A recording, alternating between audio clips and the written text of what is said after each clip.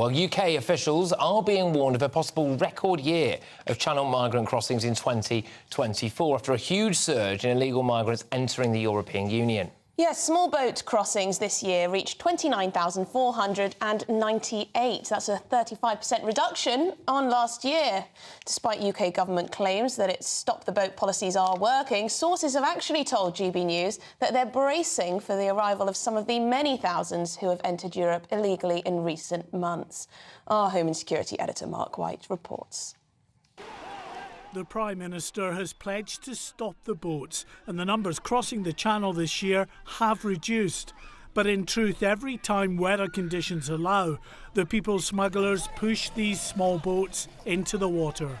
And around 30,000 people still made the crossing this year, only adding to the migrant crisis.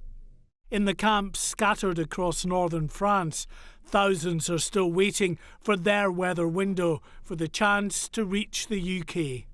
And sources have told us they'll be joined by thousands of others in the months ahead. Some of the huge influx of migrants who crossed into Europe in recent months.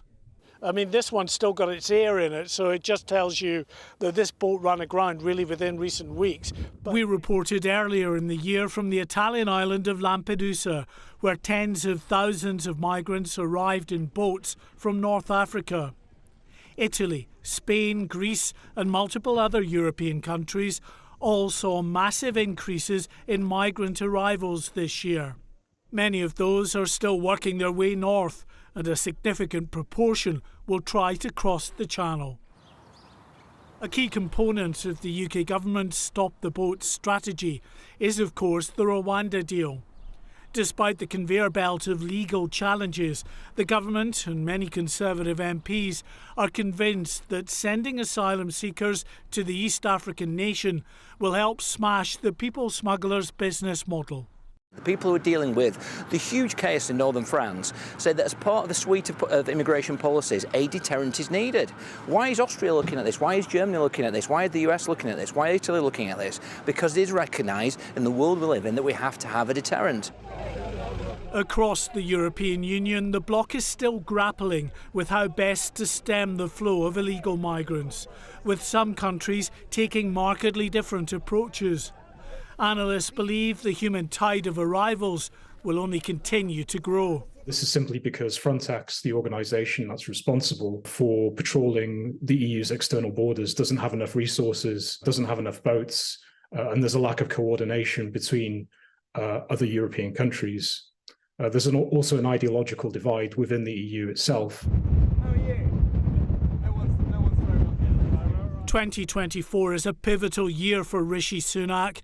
He'll have to go to the country trying to convince the electorate that it's his policies which are key to controlling illegal migration.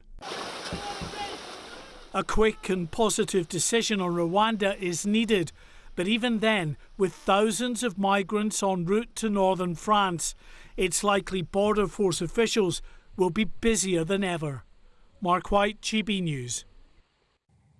Yes, well, are we all bracing ourselves for another record year of migrant arrivals? There's another really interesting story in the papers today as well about an ISIS fanatic who snuck into Britain illegally, who has now been given UK citizenship despite MI5 saying that he poses a terror threat. Specialist immigration lawyer Ivon Sampson joins us now. Ivon, thank you very much.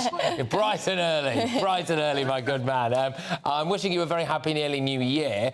Let's deal with first things first. So, do you think we're going to get another record year of migrant arrivals, illegal migrant arrivals? Well, it slowed down this year because the government's done one successful policy, is reduced the number of Albanians coming across on the Channel, and that's gone down by some 90%. And the figures show that half of those crossing the Channel were from Albania. So I think there'll be, if you look at the Migration Observatory report on the trends over the next 5 to 10 years, I think you'll see the numbers around the 25,000 mark. We had a spike around 50,000, but as I said, because of the Albanian problem, but the government's got a handle on that and got an agreement with Albania to return successfully. They returned something like 90,000 Albanians. So I think you'll see the numbers sort of plateauing around 25,000 a year. Ivon, we read with much concern, I don't know if you've seen this case yet, but in the papers this morning, the case of an ISIS fanatic who snuck into Britain illegally, now being given asylum here because supposedly his human rights could be under risk if he's sent back to Sudan. The balance surely is not right. Well, Article 1F of the Refugee Convention prohibits anyone seeking protection if they have committed a criminal act or they're a terrorist. So the government could have refused him asylum on that basis.